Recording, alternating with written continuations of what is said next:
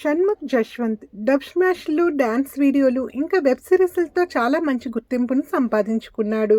వీటి నుండి వచ్చిన క్రేజ్తో బిగ్ బాస్ హౌస్లోకి ఎంట్రీ ఇచ్చి అక్కడ సిరి హనుమంత్ తన బిహేవియర్ కారణంగా కాస్త నెగిటివిటీని మూటగట్టుకున్నాడు.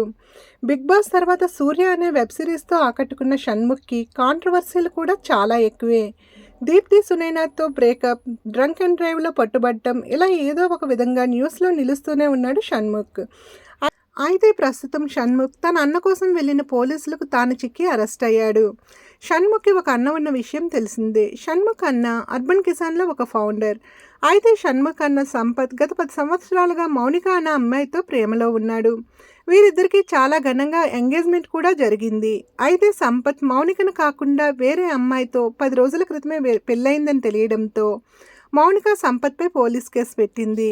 మౌనికతో కలిసి పోలీసులు షణ్ముఖ్ ఉన్న ప్లాట్కి వెళ్లడంతో అక్కడ షణ్ముఖ్ ఒక్కడే ఉన్నాడట.